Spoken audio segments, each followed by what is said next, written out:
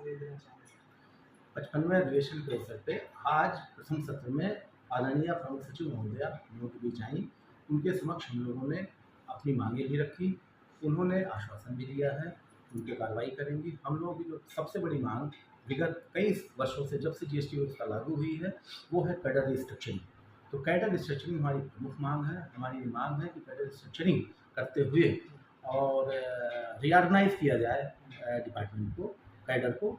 ये हमारी प्रमुख मांग है। इसके अलावा जो विगत 1.5-2 वर्षों में हमारे अधिकारियों के खिलाफ अनावश्यक उत्पीड़नात्मक कार्रवाई हुई है जिनमें कोई तार्किक आधार नहीं है, ऐसी उत्पीड़नात्मक कार्रवाइयों को समाप्त करने का भी हम लोगों ने अनुरोध किया है। कल चुनाव भी है, क्या प्रमुख मुद्दे रहेंगे और जो मतदाता लोग और उनसे क्या करना चाहिए? देखिए, मुद्दे वही हैं, कैडर रिस्ट्रक्चरिंग, पीआरएस और जो दंडात्मक कार्रवाइयाँ हुई हैं उनको समाप्त करना, बेहतर इंफ्रास्ट्रक्चर उपलब्ध कराना जिसमें रहकर हमारे अधिकारी अच्छा काम कर सकें, राजस्व और इकट्ठा हो सके। क्योंकि हम लोग राजस्व के प्रहरी हैं, जितना राजस्व इकट्ठा करेंगे वही हमारी अचीवमेंट है। $1 ट्रिलियन इकोनॉमी की बात हो रही थी, अभी तक क्या? माननीय मुख्यमंत्री जी का सपना है $1 ट्रिलियन इकोनॉमी की, और हमारा जो विभाग है वो इस दिशा में बहुत महत्वपूर्ण साबित हो सकता है क्योंकि रेवेन्यू कलेक्शन का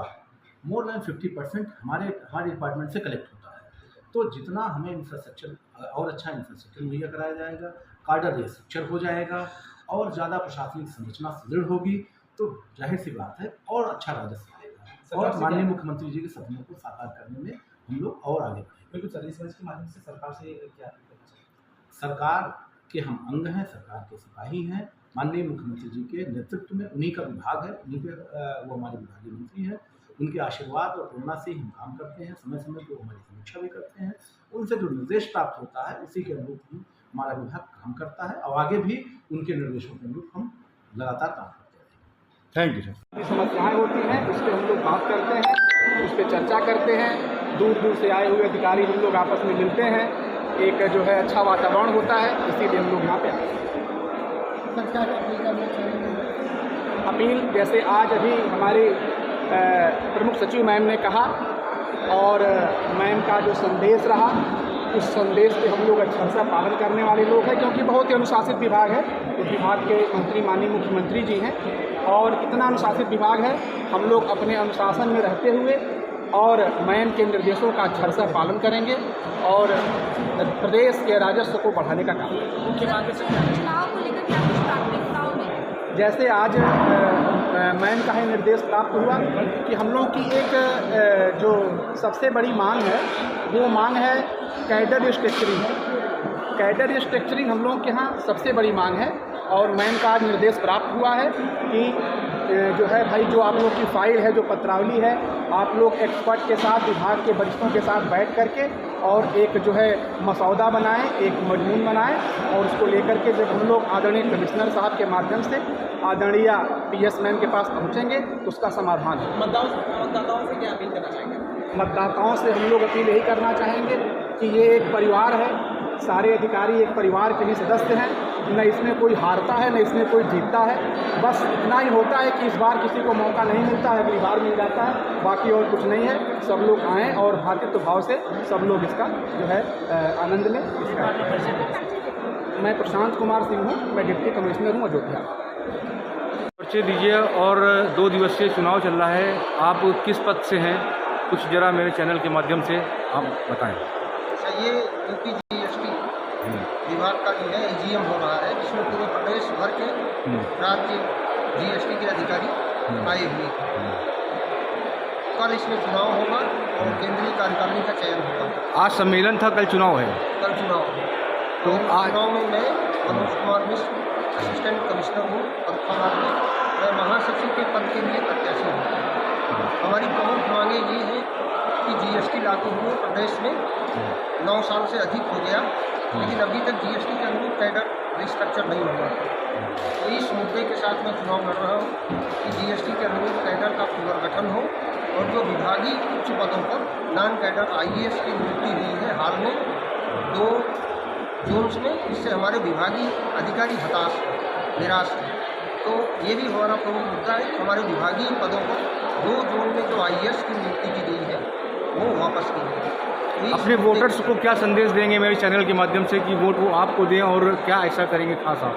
मैं आपके चैनल के माध्यम से ये संदेश देना चाहता हूँ कि इस बार आप मेरे ऊपर भरोसा करें, चीज़ें बदलेंगी और कैडर जो है वो एक करीब स्थापित होगी। कैडर क्या पद है सर आपका इस टाइम प्रेजेंट टाइम पे? प्रेजेंट टाइम में मेरा असिस्टेंट कमिश्नर में विभाग में और महासचिव के पद पर संघ में प्रत्याशी है। प्रत्याशी किस पद से हैं सर आप? महासचिव के पद। महासचिव के पद से पहली बार? पहली बार। इसके पहले मैं लड़ा था 2 साल पहले, तो मैं उसमें रनर अप था। अच्छा ठीक है, थैंक यू। Thank you. बताइएगा, आज GST का 2 दिवसीय क्या बोलते हैं आपका चुनाव है, आज सम्मेलन था और कल चुनाव है, उसमें क्या कहना चाहते हैं आप पूरे पर्चे के साथ साथ? मैं अमित कुमार सिंह, असिस्टेंट कमिश्नर गाजियाबाद। ये हम लोग का 2 दिवसीय वार्षिक अधिवेशन है, जिसमें हम सदस्यगण हैं उन्हें कार्यकारिणी का चुनाव करेंगे और हमारी नई कार्यकारिणी के सामने जो सबसे प्रमुख मांगे हैं वो है कि हम GST लगे हुए लगभग 9 वर्ष से ऊपर हो गए।